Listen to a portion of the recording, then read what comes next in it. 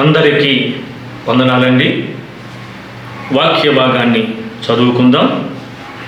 కీర్తనలు 50వ కీర్తన 21వ చరణాన్ని చదువుకుందాం.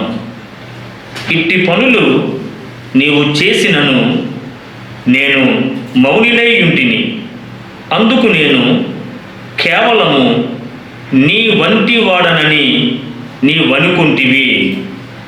అంటే ప్రియ దేవుని బిడ్డలారా, దేవునికి అనేకమైనటువంటి వ్యతిరేకమైనటువంటి పనులు మనం చేసినను దేవుడు మనల్ని ఏం చేస్తున్నాడులే, నేను చేసినటువంటి పనులలో నేను ఈ రోజున దీవించబడుతూ ఉన్నానులే అని అనుకుని లోక కార్యాలలో నీవు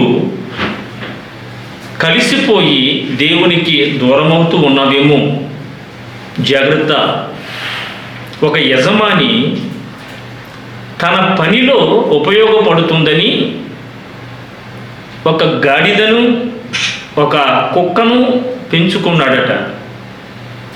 అయితే ఆ కుక్క ఇంటి దగ్గర కాపలా కాస్తుంది, గాడిదైతే ఈ యజమాని యొక్క బట్టలన్నీ కూడా మోస్తూ యజమానికి ఎంతో సహాయముగా ఉంది. అయితే కుక్కకి అదే ఆహారం పెడుతున్నాడు, గాడిదకు కూడా అదే ఆహారం పెడుతున్నాడని గాడిదకి ఒక రోజు కోపం వచ్చి ఈ యజమాని యొక్క బట్టలన్నీ కూడా ఆ ఏట్లో ముంచేసిందట. ఎందుకంటే యజమాని యొక్క మాట వినని జీవిగా తయారైపోయింది.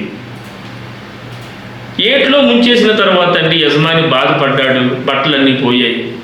పోయిన తర్వాత కాస్త నిరుత్సాహపడి బట్టల వ్యాపారం ఎలా దెబ్బతిన్నది కదా అని ఉప్పు వ్యాపారం పెట్టాడట.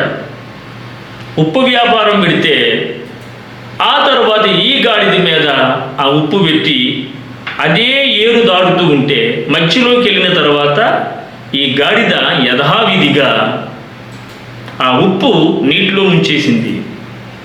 ముంచిన వెంటనే ఆ ఉప్పు నీటికి కరిగిపోయి దాని భుజం మీద ఉన్నటువంటి బస్తా తేలికైపోయింది.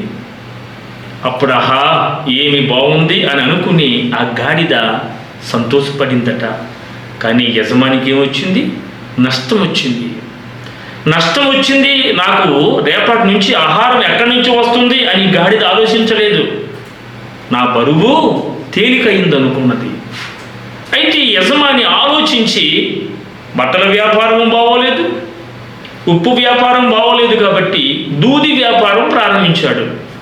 అప్పుడు యథావిధిగా ఈ గాడిద మరలా ఏరు దాటేటప్పుడు తన భుజం మీద ఉన్నటువంటి ఆ దూదే నీటిలో ముంచింది. దూది కాబట్టి తడిచిన వెంటనే ఏమైపోయింది తెలుసునా? బరువైపోయింది. బరువైపోయి పైకి లేవలేని స్థితి దానికి వచ్చింది. ఎందుకు ఈ మాట చెప్పాను తెలుసా? దేవుడు ఇట్టి పనులు నీవు చేసినను నేను మౌనినై యుంటిని. ఆ యజమాని మౌనిగా ఉన్నాడు అనుకుంది. చివరకు ఈ దూదె ఎప్పుడైతే బరువైపోయిందో ఆ ఏటిలో అది ఆ బరువును లేపలేక ఆ గాడిద ఆ ఏటిలోనే ప్రాణాలు విడిచిపెట్టింది.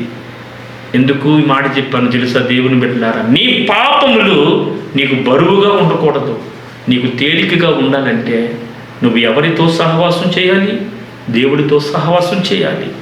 దేవుడితో సహవాసం చేస్తే నీ పాప భారములను మోసుకొని పోవు దేవుని గొర్రె పిల్ల నీకు తోడుగా ఉంటాడు, నిన్ను ఆశీర్వదిస్తాడు.